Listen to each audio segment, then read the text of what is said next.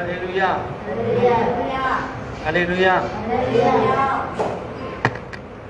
ஹல்லேலூயா. கர்த்தருடைய பரிசுத்த மகிமை உண்டாவதாக. தேவன் இந்த நாளிலே நம்மை கூட்டி சேர்த்து கிருபைக்காய் அவருக்கு கொடான கூடி நன்றி செலுத்துகிறேன். இந்த நாளிலே ஒரு வசனத்தை வாசித்து தேவனுடைய வார்த்தையை நாம் தியானிக்கலாம். எரேமியாவின் புஸ்தகம் 18ஆம் அதிகாரம் 1-6 வரைக்கும் நான் வாசிக்கிறேன்.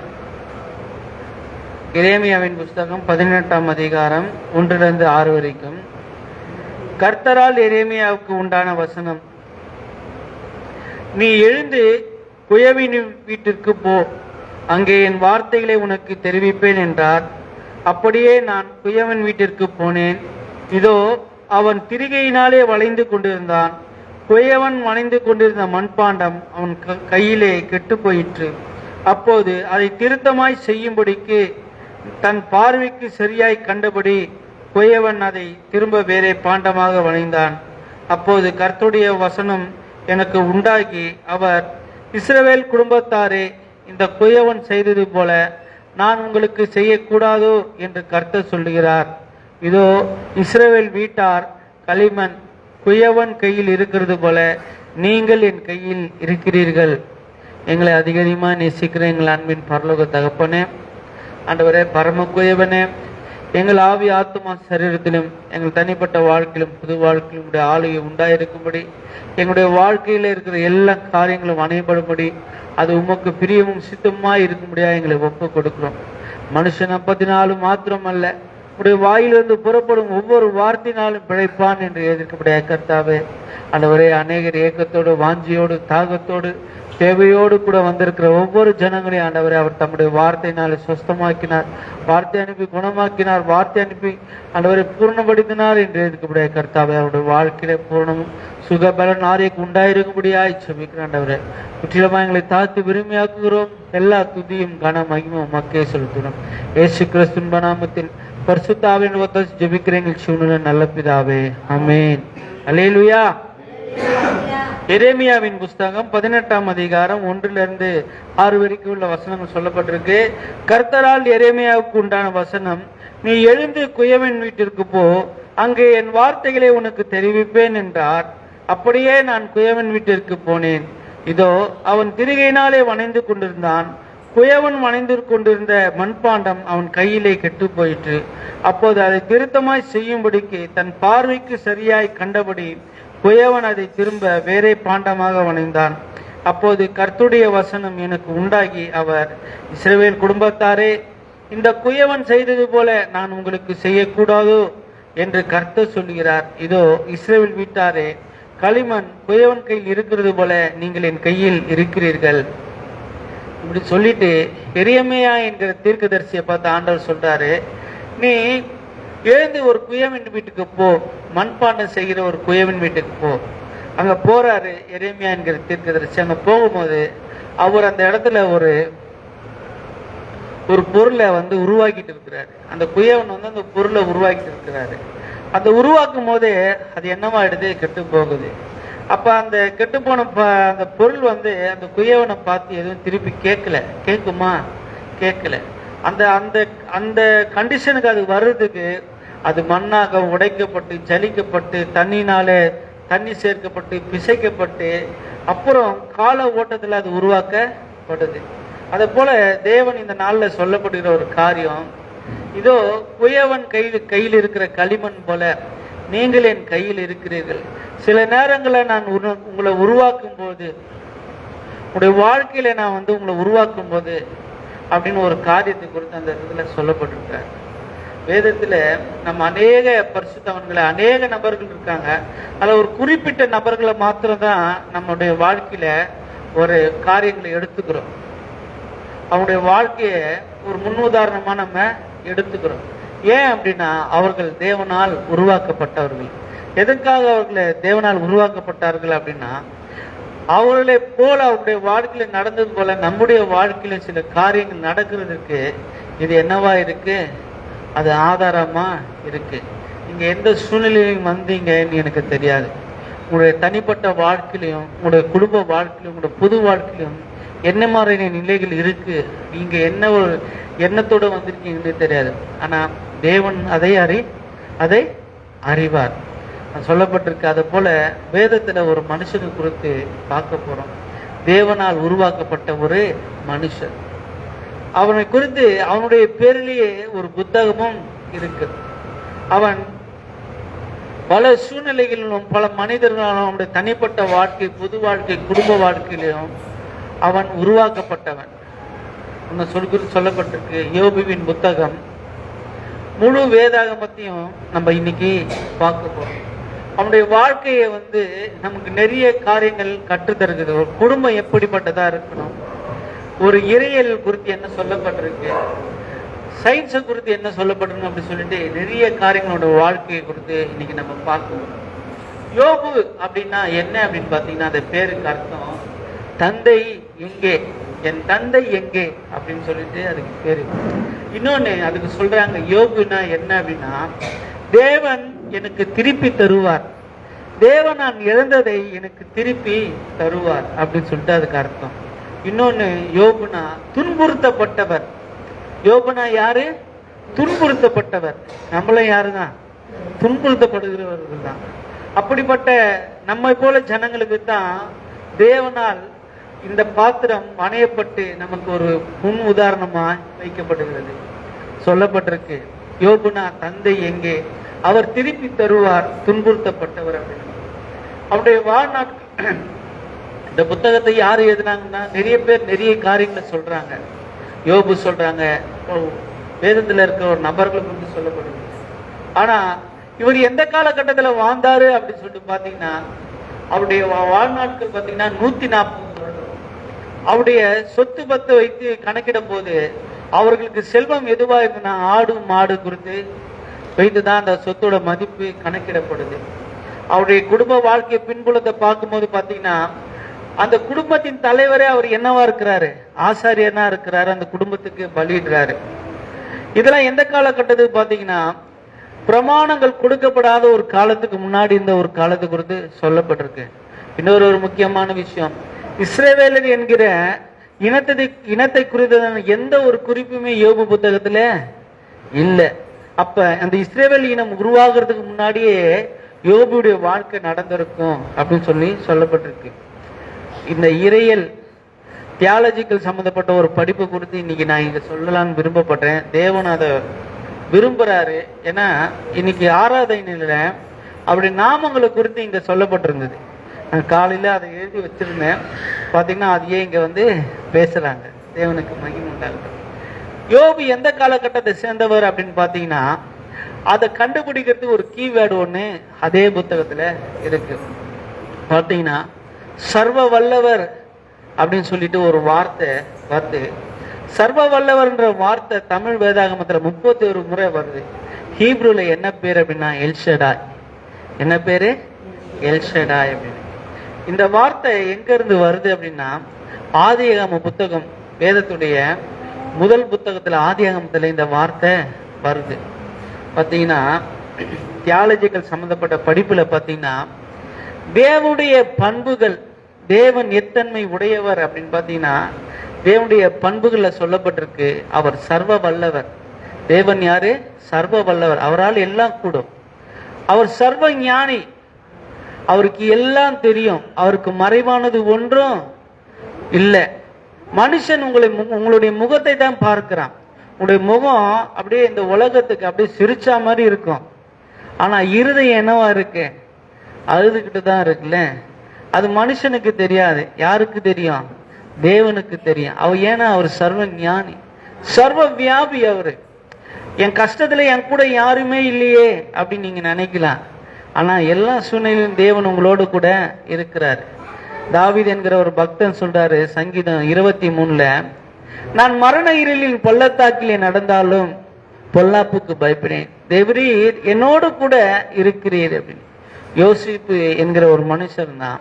அவன் சிறைச்சாலையில வைக்கப்பட்டான் செய்யாத குற்றத்துக்காக. அவள் குறித்து சொல்லப்பட்டிருக்கு, யோசேப்பு கூட யார் இருந்தா? கர்த்தர் இருந்தார். அப்ப அவர் எல்லா இடங்களிலும் வியாபித்து இருக்கிறவர். பாவிகளோடும் பாவம் செய்கிறோடும் அல்ல, தேவனுடைய பிள்ளைகளோடு கூட அவர் எப்போதுமே வியாபித்து இருக்கிறார். அதுல சொல்லப்பட்டிருக்கு, தேவன் எத்தன்மை உடையவர் அப்படின்னும் போது தேவன் ஆவியா இருக்கிறார். தேவனை குறித்து சொல்லப்பட்டிருக்கு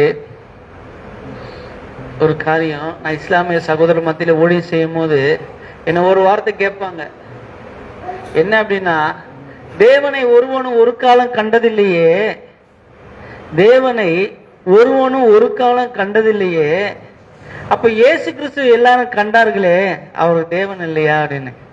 அப்ப அந்த இடத்துல நான் சொன்ன ஒரு வார்த்தை, பழைய ஏற்பாட்டுல அவரை பார்த்தா, அவரை கடவுளை பார்த்தா இறந்துருவாங்க, செத்துருவாங்க. புதிய ஏற்பாட்டுல இவரை பார்க்கலன்னா செத்துருவாங்க அப்படி சொல்லிட்டு வந்துட்டேன் நான்.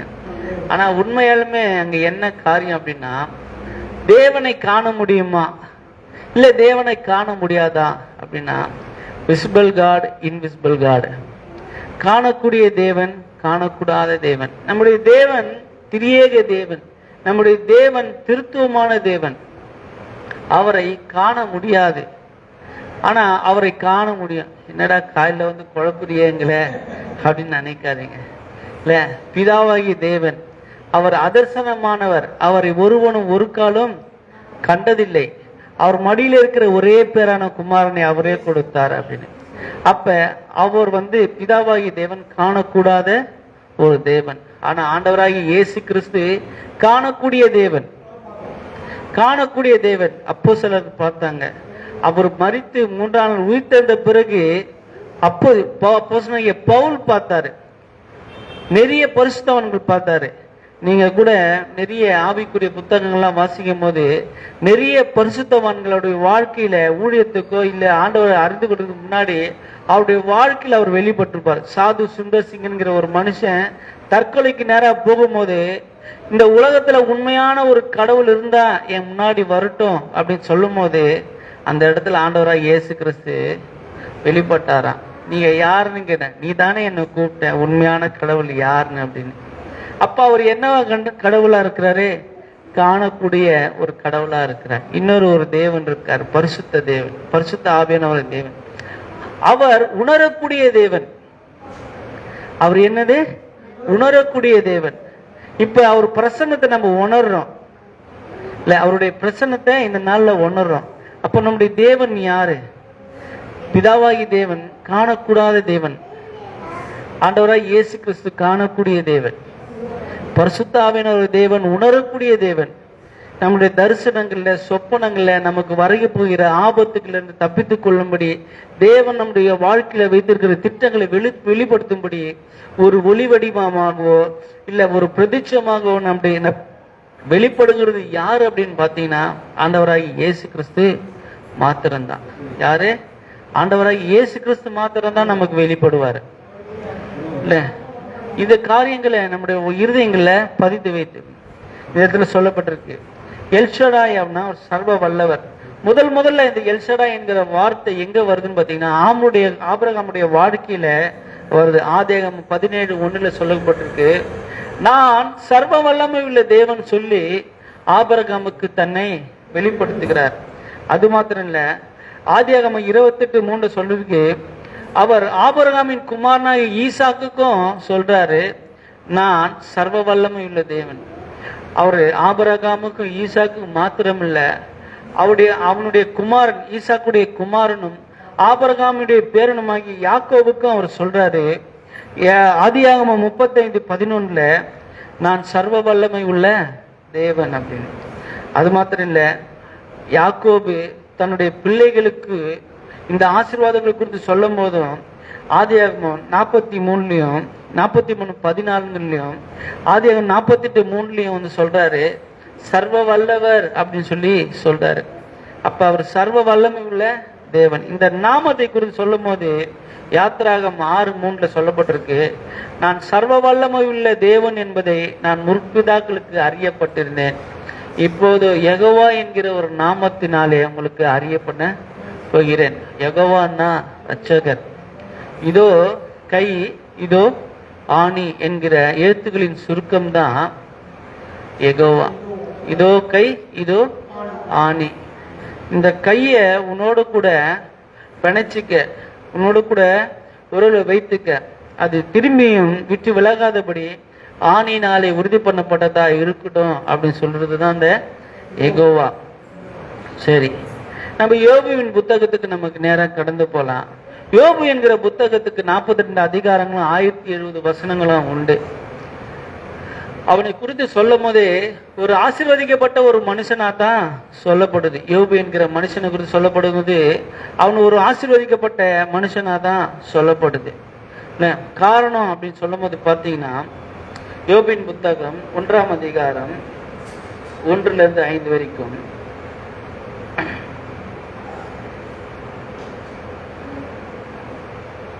ஊட்ஸ் தேசத்திலே யோபு என்னும் பேர் கொண்ட ஒரு மனுஷன் இருந்தான். அந்த மனுஷன் உத்தமனும் சன்மார்கனும் தேவனுக்கு பயந்து பொல்லாப்புக்கு விலகுவனுமாயிருந்தான். அவனுக்கு 7 குமாரர்களும் 3 குமாரத்திகளும் பிறந்தார்கள். அவனுக்கு 7000 மாடுகளும் 3000 ஒட்டகங்களும் 500 ஏர் மாடுகளும் 500 கழுதைகளும் ஆகிய மிருக ஜீவன்கள் இருந்ததுமன்றி திரளான பணிவிடைக்காரரும் இருந்தார்கள். அதனாலே அந்த மனுஷன் கிழக்கத்தி புத்திரர் எல்லாரிலும் பெரியவனாய் இருந்தான். அவன் குமாரர் அவனவன் தன் நாளிலே தன் வீட்டிலே விருந்து செய்து தங்கள் 3 சகோதரிகளையும் தங்களோட கூட போஜனத்தை பண்ணும்படி அழைப்பார்கள். விருந்து செய்கிற போது அவருடைய நாள் முடிகிற போது யோபு ஒருவேளை என் குமாரர் பாவம் செய்து தேவனை தங்கள் இறுதியை தூஷித்திருப்பார்கள் என்று சொல்லி அவர்களை அழைத்து அனுப்பி பரிசுத்தப்படுத்தி அதிகாலமே எழுந்து அவர்களை எல்லாருடைய இலக்கத்தின்படியும் சர்வாங்க தகன பலியும் செலுத்துவான். இந்த பிரகாரமாகவே யோபு அந்நாட்களில் செய்து வந்தான். யோபு என்கிற மனுஷனை குறித்து சொல்லப்பட்டிருக்கு. சில பேர் உலகத்துல ஐஸ்வர்யவான்களா இருப்பாங்க, சில பேர் ஆவிக்குரியர்களா இருப்பார்கள். ஆவிக்குரிய வாழ்க்கையில இருக்கிறவங்க சில நேரங்களில் தரித்திரா இருப்பார்கள். ஆனா யோபு குறித்து சொல்லப்பட்டிருக்கு, அவன் ஆவிக்குரியவனாகவும் இருந்தான், ஆசீர்வாதம் உள்ளவனா இருந்தான், ஆஸ்தி உள்ளவனுமா இருந்தான். காரணம் என்ன அப்படின்னா அதுல சொல்லப்பட்டிருக்கு 10வது வசனத்துல, நீர் அவனையும் அவன் வீட்டையும் அவனுக்கு உண்டான எல்லாவற்றையும் நீர் வேலையடைக்கவில்லையோ, அவன் கிரியைகளெல்லாம் ஆசீர்வதித்து அவனுடைய சம்பத்தை தேசத்திலே பெருகிற்று. தேவன் அவனை ஆசீர்வதித்திருக்கிறார். ஆசீர்வதித்து மாத்திரமல்ல, அது வேலையடைத்து பாதுகாத்தும் இருக்கிறார். மனித குலத்துக்கு பெரிய இழப்புக்கு காரணம் என்ன அப்படின்னா, தேவன் சொல்லியிருந்தார் நீ பண்படுத்தவும் பாதுகாக்க வேண்டும் என்று. அவன் பண்படுத்தினானே தவிர அதை பாதுகாக்கவில்லை. தேவன் உங்களுக்கு எத்தனையோ ஆசீர்வாதங்களை கொடுக்கிறாரு, செய்வேன்னு சொல்றாரு. ஆனா அது எல்லாம் நீங்க பண்படுத்துறீங்களே தவிர அதை நீங்கள் எதுவுமே பாதுகாக்கிறது இல்லை.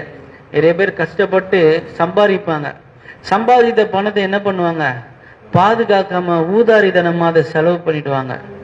இல்ல ஊதாரித்தனமா செலவு பண்ண மாட்டாங்க, ஆனா அந்த பணத்தை பாதுகாப்பு இல்லாம வச்சிருப்பாங்க. எவனா ஏமாத்திட்டோ திருடிட்டோ போயிடுவான். இல்ல, அதுதான் சொல்லப்பட்டிருக்கு. அவனை குறித்து தேவனே சாட்சி கொடுக்கிறாரு, அவன் எப்படிப்பட்டவன். கர்த்தர் சாத்தானை நோக்கி என் தாசனாகிய யோபின் மேல் கவனம் வைத்தாயோ, உத்தமனும் சன்மார்க்கனும் தேவனுக்கு பயந்து பொல்லாப்புக்கு விலகுவனுமாகி அவனை போல பூமியில் ஒருவனும் இல்லை என்றார். தேவனே ஒரு மனிதனை குறித்து சாட்சி சொல்றார். உங்களையும் என்னை குறித்து சொன்னார்னா என்ன சொல்லுவாரு? இல்ல, உங்களையும் குறித்து என்னை குறித்து சாட்சி சொன்னார்னா என்ன சொல்லுவாரு? யோசித்து பார்க்கணும். அதுல அவனுடைய வாழ்க்கையில முதல் ஒரு சோதனை வருது.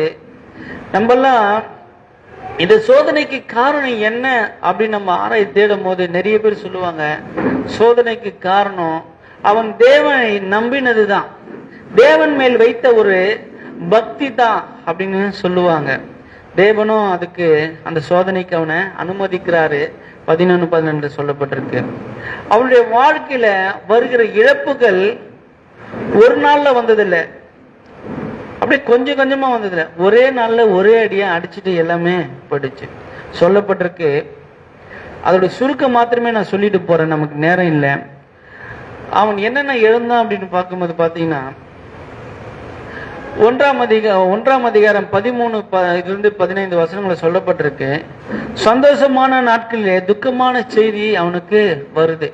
அவன் சந்தோஷமானவனா இருக்கிறான். கிழக்கத்தி புத்திரர்கள் அப்படின்னும் போது அந்த பகுதியிலேயே அவன் தான் ஒரு பேர் பெற்றவனா இருக்கிறான், ஆசீர்வதிக்கப்பட்டவனா இருக்கிறான், செல்வம் மிகுந்த உள்ளவனா இருக்கிறான், ஆவிக்குரியவனா இருக்கிறான்.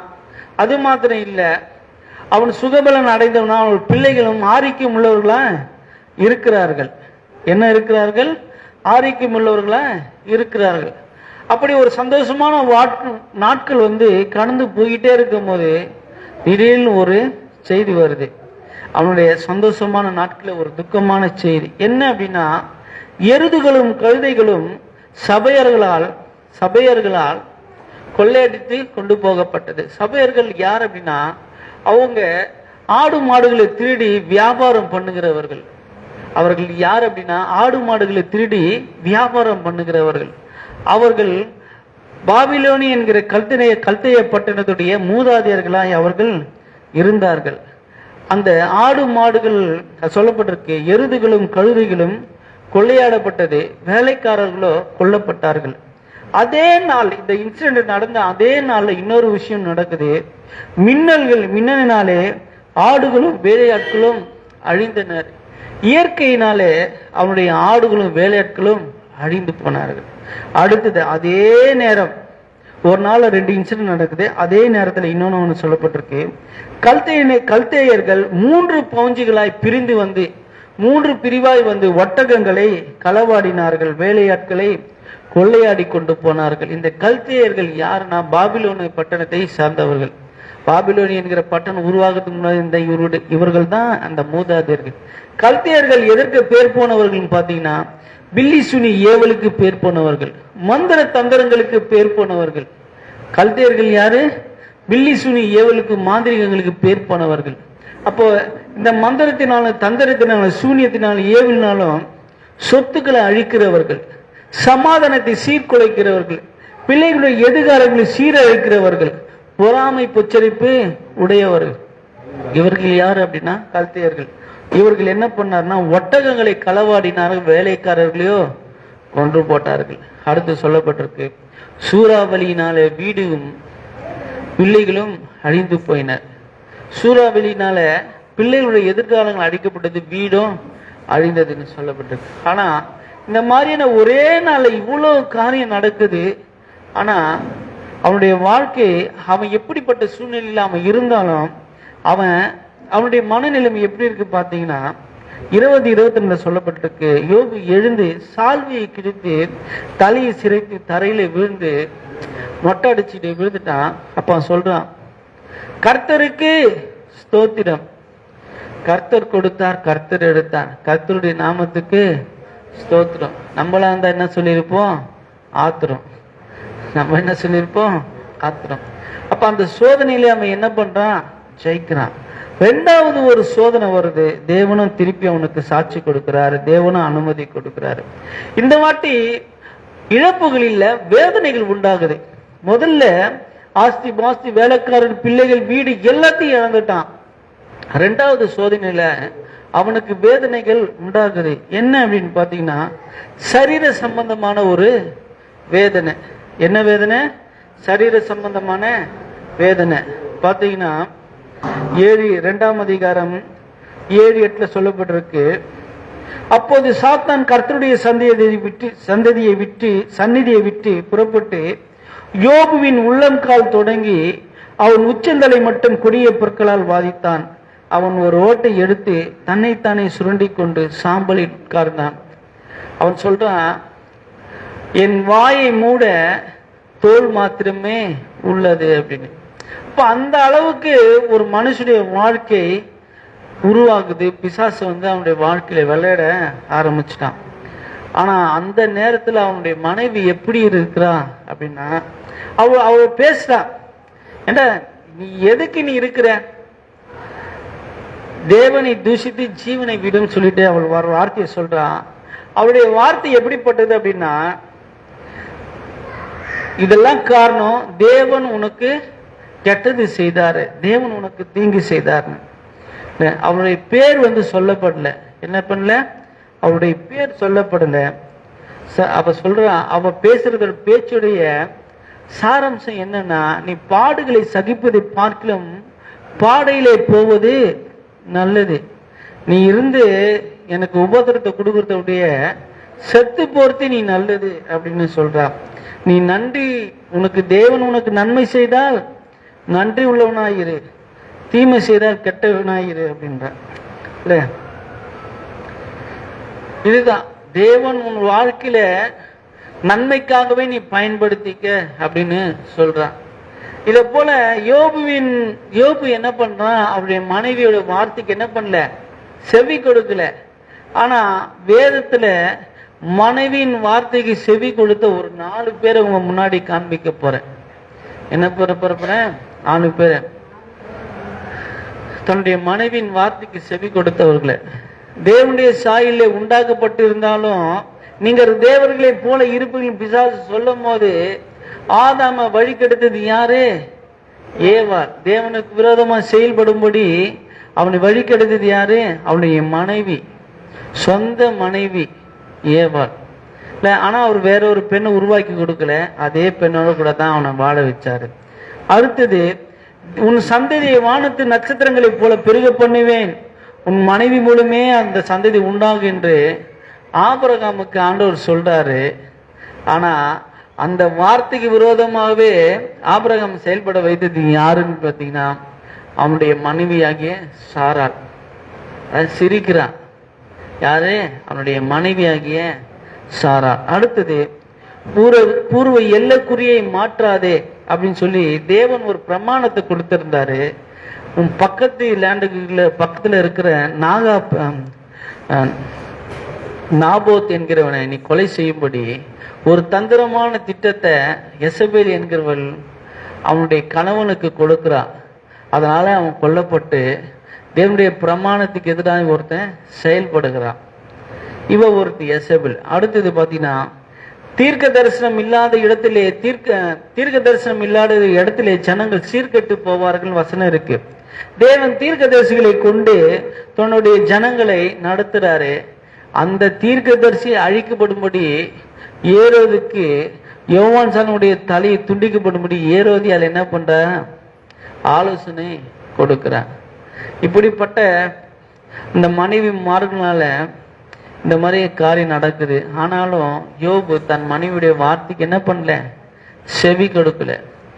பிசாசு யாரு கொண்டு செயல்படுவான் அப்படின்னா, யாரு கொண்டு உங்க வாழ்க்கையில ஒரு நபருக்கு 7 நாட்கள் என்ன பண்றாங்க, 7 நாட்கள் அவன் கொடுமையை பார்த்துட்டு ஒண்ணுமே பேசாம உட்கார்ந்து அழுகுறாங்க.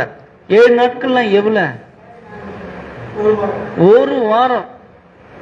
அவ்வளவு ஒரு கொடுமையான சூழ்நிலைக்கு யோபு தள்ளப்பட்டான்னு சொல்லிட்டு அவர்கள் நண்பர்கள் இருக்கிறாங்க. ஆனா காலப்போக்கில் அவங்க எப்படியா மாறுறாங்க அப்படின்னு பார்த்தீங்கன்னா, அவங்களுடைய நண்பர்கள் சொல்லப்பட்டிருக்கு ஒரு 3 பேர். அவருடைய நண்பர்கள் எத்தனை பேரு? 3 பேரு. அவனை குறித்து ஒருத்தனை குறித்து சொல்லப்பட்டு தேமானாகிய எலிப்பாஸ் என்கிறவனை குறித்து சொல்லப்பட்டிருக்கு தூய தங்கம், பியூர் கோல்டு அப்படின்னு அவனுடைய பேரு. அவனுடைய பேர் என்னது? Pure gold. பேரு தான் தங்கம். வாயின் வார்த்தையோ பித்தளை. என்னது? வாயின் வார்த்தையோ பித்தளை. அவன் வாயை திறந்தாலே என்னதான் அவனுடைய வாயில வரும் அப்படின்னு பார்த்தா, எப்ப பார்த்தாலும் சபிக்கிறவனா இருக்கிறான். பேரை பார்த்தா ஆரோக்கியசாமி, இருக்கிறது ஹாஸ்பிட்டல்ல. 365 நாள்ல 300 நாள் ஹாஸ்பிட்டல் கையமா தான் போறது. இல்ல, பேரை பார்த்தா எலிப்பாசு, சொக்க தங்கம், தூய தங்கம். பாத்தீங்கன்னா அவன் எப்ப பார்த்தாலும் சபிக்கிற ஒரு பழக்கமுடையவனா இருக்கான். சாபத்தை குறித்து சொல்லும் போது சூனியங்கள்ல ஒண்ணு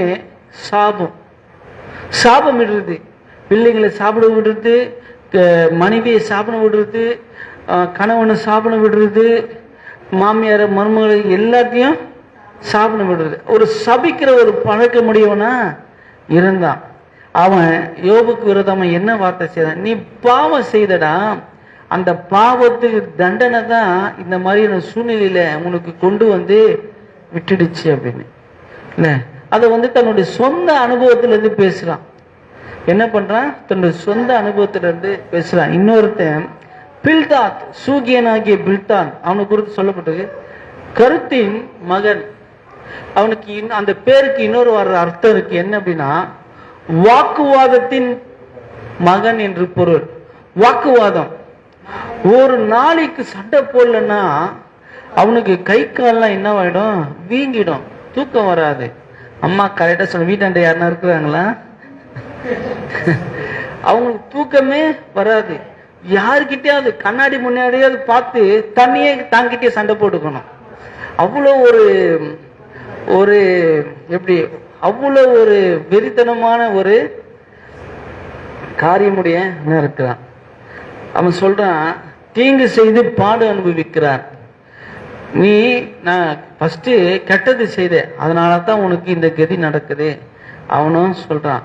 இது எங்க இருந்து அப்படின்னா முன்னோர்களுடைய பாரம்பரியங்களிலிருந்து யோபுவை மேற்கோள் காட்டுகிறான். அடுத்தது நாகமாத்தினாகிய சோப்பார், கடினமான அப்படின்னு சொல்லிட்டு பேரு, கடினமானது அப்படின்னு சொல்லிட்டு, தீமைக்கு நீ செய்த அநியாயம் அக்கிரமத்துக்கு இதெல்லாம் கொஞ்சம் தான் உனக்கு அப்படின்னு யாரை பார்த்து சொல்றான்? யோபுவை பார்த்து சொல்றான். யோபு சொல்றான் அவங்களை குறித்து, நீங்கெல்லாம் காரியத்துக்கு உதவாத வைத்தியர்கள். நீங்க எனக்கு உதவி செய்யலனாலும் பரவாயில்ல, தயவுசெய்து உபத்திரவமா இருக்காதீங்க. கரெக்டா எல்லாம் சொல்லிட்டே இருக்கிறீங்க, அனுபவிக்கிறீங்களா? இல்ல இதுதான் சொல்லப்பட்டிருக்கு. அந்த புத்தகம் முழுவதுமே சொல்லப்பட்டிருக்கு. 4:14 அதிகாரத்திலிருந்து 14 அதிகாரம் வரைக்கும் சொல்லப்பட்டிருக்கு. கடினமான ஆலோசனைகளை அவனிடத்துல பேசுறாங்க. யோபு கிட்ட அவங்களோட நண்பர்கள் பேசும்போது 4லிருந்து 14 வரைக்கும் கடினமான ஆலோசனைகளை அவர்கள் பேசுகிறார்கள். அடுத்தது 2வது 15லிருந்து 21 வரைக்கும் சொல்லப்பட்டிருக்கு. சந்தேகத்தின் அடிப்படையில அவங்ககிட்ட பேசுறாங்க. எப்படி உனக்கு இது வந்திருக்கும், எதனால வந்திருக்கும் அப்படின்னு. அடுத்தது 22லிருந்து 26 குற்றப்படுத்துகிற ஆலோசனையாய் அவங்ககிட்ட பேசுறாங்க. அவன் எப்படிப்பட்ட சூழ்நிலை இருந்தா, ஒரு பயங்கரமான சூழ்நிலை, எல்லாத்தையும் ஒரே நாள்ல இழந்தவனா இருந்தான். இந்த யோபின் வாழ்க்கை மூலியமா நாம கற்றுக்கொள்கிற பாடம் என்ன அப்படின்னு பாத்தீங்கன்னா, இந்த நேரத்துல யோபுடைய மனநிலைமை எப்படி இருந்திருக்கும்? பொருளாதாரம் போச்சு, குடும்பம் போச்சு, சரீர சுகபலன் போச்சு, ஆரோக்கியம் போச்சு, ஆஸ்திகள் போச்சு, சொந்த தான் உயிரோடு இருக்கிறத வெறுக்கிற ஒரு மனைவி இருக்கிறான், சமுதாயத்தில் அவமதிக்கப்பட்ட பொருள். இந்த மாதிரி இவன் ஒருத்தன் வாழ்ந்திருக்கிறான்னா இவன் இன்னும் அநியாயம் அக்கிரமம் பண்ணியிருப்பான் அப்படின்னு சொல்லிட்டு ஒரு வார்த்தை. உதவாத நண்பர்கள். யாரு? யோபுடைய வாழ்க்கையில உதவாத நண்பர்கள் இருந்தார்கள். இந்த உறவினர்கள் அப்படின்னும் போது, இந்த பழைய படங்கள்லாம் எண்டு கார்டு போட்டதுக்கு முன்னாடி ஒருத்தர் வருவாங்க, ஒரு டீம் வருவாங்க. யார் சொல்லுங்க பார்க்கலாம்? போலீஸ்காரங்க. எல்லா படத்திலும் லாஸ்ட்ல போலீஸ்கார் வருவாங்க. அந்த மாதிரி இவனுடைய வாழ்க்கையில கடைசியில தான் யார் வராங்க? உறவினர்கள் வராங்க. காணப்படாத உறவுகள். அவர்கள் 2 காசு அவர்களுடைய சகோதரர்களும் சகோதரிகளும் அவனுக்கு உதவினார்கள். அப்ப காணப்படாத ஒரு உறவுகளுக்குள்ள அவன் இருக்கிறான். அது மாத்திர தேவனால் ஒரு கைவிடப்பட்ட ஒரு நிலை. யாருக்கு? யோபுக்கு. இவன் யாவும் இருந்தாலும் அவன் ஒரு வார்த்தையை சொல்றான், அவர் என்னை கொன்று போட்டாலும் அவர் மேல் நம்பிக்கையாய் இருப்பேன். என்ன பண்ணா? நம்பிக்கையா இருப்பேன். எனக்கு எந்த சூழ்நிலை எது வந்தாலும் நான் தேவன் பேர்ல நம்பிக்கையா இருப்பேன். இன்னொன்னு, இவ்வளோ பிரச்சனைக்கு காரணம் என்ன அப்படின்னா, நம்ம எல்லாரும் சொல்லுவோம், யோபு தேவனை நம்பினதுதான். யோபு தேவனை நம்பினதுதான் அப்படின்னு சொல்லுவோம். இன்னொரு விஷயம் சொல்லட்டுமா? இவனுக்கு எவ்வளோ போராட்டம் இருந்தாலும் அவன் எனக்காக நிப்பான்னு சொல்லிட்டு தேவனும் யோபுவை நம்பினாரு. இல்ல, தேவனும் என்ன பண்ணாரு? யோபுவை நம்பினார். இவன் எனக்காக நிற்பான். இப்ப இன்னைக்கு நம்ம அவனுடைய புத்தகங்களை வாசிக்கும் போது, அந்த பாதைகள்ல கடந்து போகும்போது அவனுடைய வாழ்க்கை நமக்கு என்னவா இருக்குது? ஒரு ஆறுதலா இருக்குது, ஒரு தேடுதலா இருக்குது. அப்போ தேவனும் அவன் என்ன பண்ணினாரு? நம்பினாரு. போராடுற காலங்கள்ல இந்த இடத்துல பிசாசு கொடுத்து நம்ம பார்க்கும்போது அவன் எந்த மாதிரியான ஆயுதங்களை நமக்கு எதிராக பயன்படுத்துகிறான்னு பாத்தீங்கன்னா, சபையர், நம்ம கிட்ட இருக்கிறத திருடுறவர்கள். யாரு? நம்ம கிட்ட இருக்கிறத திருடுகிறவர்கள், கல்தையர்கள், பில்லி சுனியக்காரர்கள், மாந்திரிகம் வேலை செய்கிறவர்கள், அவர்களை பயன்படுத்துறான். சூறாவளி, இயற்கையை சாதகம் இல்லாத ஒரு சூழ்நிலை, மின்னல்கள், அடுத்தது மரணம், சரீரத்துல வியாதி, சமுதாயத்துல அவப்பெயர், அடுத்தது கூட இருந்தவர்களின் மாறுபட்ட பேச்சு, உலக அனுபவம், சாபம், பாரம்பரியம், சட்டங்கள், இவங்கெல்லாம் கொண்டு நம்ம என்ன பண்றான்? பிசாசு தன்னுடைய ஆயுதங்களாம் பயன்படுத்துறான். இந்த புத்தகத்துடைய பார்வை எப்படி அப்படின்னா, 1ஆம் அதிகாரம் சொல்லப்பட்டிருக்கு, உலகம் அவன் கிழக்கத்தி புத்திரிலே ஐஸ்வர்யம் உள்ளவனா இருந்தான் அப்படின்றது உலகம் பார்த்தது யோபுவினுடைய ஆசீர்வதிக்கப்பட்ட வாழ்க்கையை. உலகம் எதை பார்த்தது? யோபுவினுடைய ஆசீர்வதிக்கப்பட்ட வாழ்க்கையை. பிசாசு பார்த்தா யோபுடைய வேலியடைக்கப்பட்ட வாழ்க்கையை. பிசாசு பார்த்தா யோபுடைய வேலியடைக்கப்பட்ட வாழ்க்கையை. தேவன் அவனுடைய வாழ்க்கையில பார்த்தாரு அவனுடைய ஆவிக்குரிய வாழ்க்கையை. உலகம் பார்த்தது அவனுடைய ஆசீர்வாதத்தை. பிசாசு பார்த்தா தேவன் வேலியடைத்த வாழ்க்கையை.